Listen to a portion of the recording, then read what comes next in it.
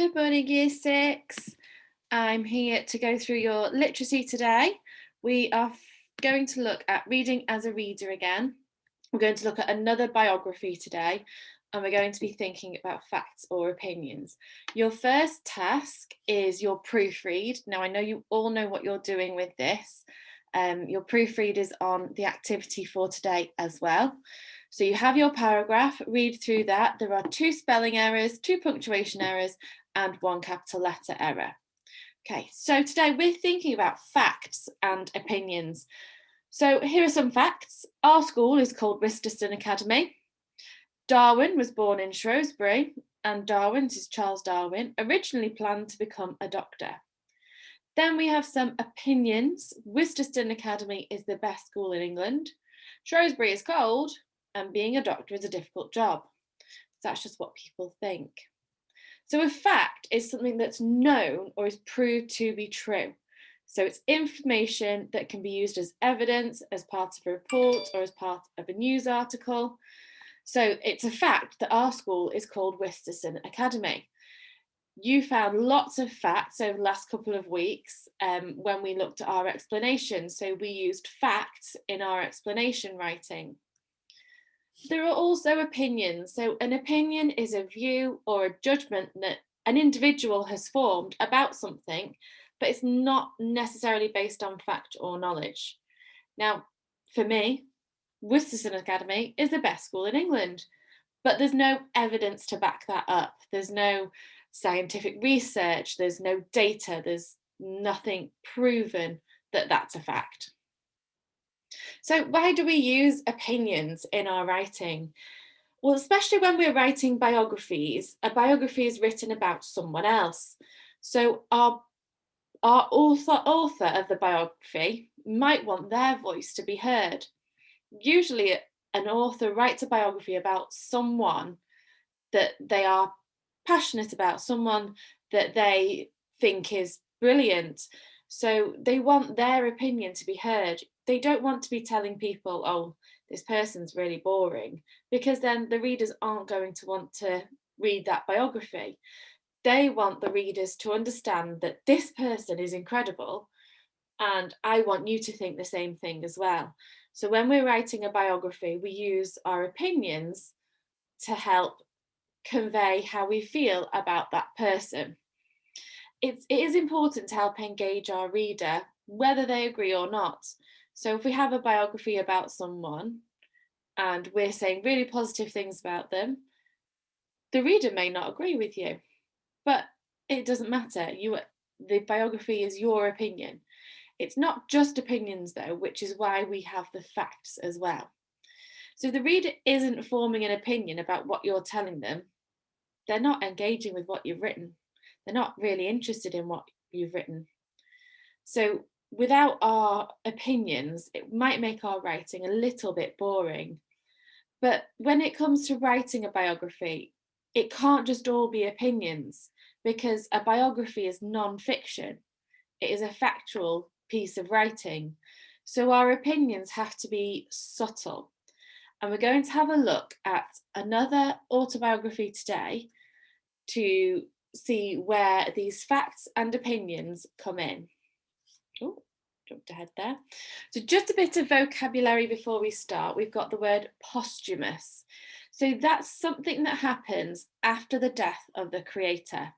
And we're going to be reading a biography about Roald Dahl. So this word posthumous comes up, and see if you can find it. So pause the video for a moment, have a read through of the Roald Dahl biography. When you've read it, press play again. Okay, so there are lots and lots of facts in here about Roald Dahl. He has done a lot in his life. However, our author has also used their opinion. Let's have a look, first of all, at the facts. So we're going to look at the first couple of paragraphs together to find the facts about Roald Dahl. So if I look at this first sentence, a spy, an ace fighter pilot, a chocolate historian, and a medical inventor. Roald Dahl lived a fascinating life. If I researched Roald Dahl, the facts I would find would be he was a spy, he was a fighter pilot, he was a chocolate historian, and he was a medical inventor. They are facts. There will be evidence to back that up. Our next sentence, he was the author of a treasure of original, evergreen, and beloved children's books. Charlie and the Chocolate Factory, Matilda, and the BFG. He was definitely an author, we know that for a fact, and we know he wrote Charlie and the Chocolate Factory, Matilda, and the BFG. He remains for many the world's #1 storyteller. Have a think about why that might not be a fact. Okay, let's have a look at the second paragraph. Born in Llandaff, Wales on the 13th of September 1916 to Norwegian parents Harold Dahl and Sophie Magdalene Hesselberg, Dahl was named after Roald Amundsen, the Norwegian who had been the first man to reach the South Pole just 4 years earlier. A heroic start in life, but his early years were blighted by the tragic deaths of his older sister Astrid and his father. Well, it's a fact he was born in Llandaff, Wales, and his date of birth is a fact. His parents' names, they are facts, so we can highlight them. And it's a fact that he was named after Roald Amundsen. If we think a heroic start in life, now that, not sure if that's a fact. His early years were blighted by the tragic deaths of his older sister Astrid and his father. Now they are facts, because those individuals did pass away. Sorry, my highlighter just decided not to work. Okay, so in our first couple of paragraphs, they are our facts. Now, we need to think about what we can infer from the text. And we're going to think about what can we read into this, okay? Where have the inferences been made? Where have the opinions been included? I'm going to add this onto the same part so you can see the difference. So I'm going to add in a different colour what the opinions are. Okay, Roald Dahl lived a fascinating life.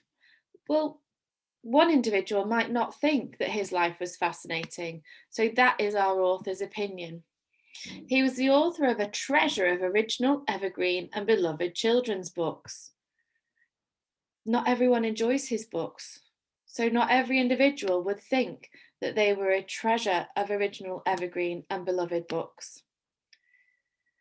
And the last sentence, he remains for many the world's #1 storyteller. He remains for many tells me that that may be an opinion as well, because there's no statistics to back that up. There's no evidence to explain that. If we look then at our second paragraph, he was born in Llandaff, Wales on the 13th of September, we know that sentence is fact. If I come to this little sentence, a heroic start in life. So, do you think he was a hero when he was a baby? Can babies be heroic? I think this might be the opinion of our author again, that he had a heroic start in life. And it says his early years were blighted by the tragic death of his older sister Astrid and his father. Now, the fact in that sentence are that his father and his sister passed away, but there's no evidence to back up that his early years were blighted by this. Okay, so that is your task for today. If you're thinking about the inference and reading between the lines, write all over it, okay, if you need to. You might like to add, not everyone thinks this. Okay, so back up why you think that is an opinion. Bear with me while I'm writing, sorry.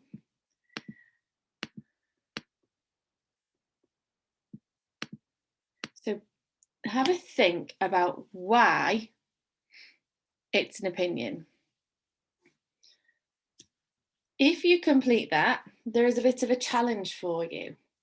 I would like you to look at the biography for William Shakespeare that we read yesterday. Can you find the facts and opinions in that piece of writing as well?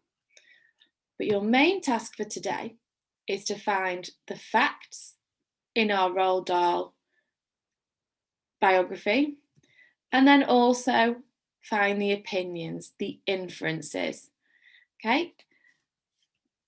I hope you get on with your activity well. Any problems, please do just message me and I will be able to help you. And I look forward to seeing your activities.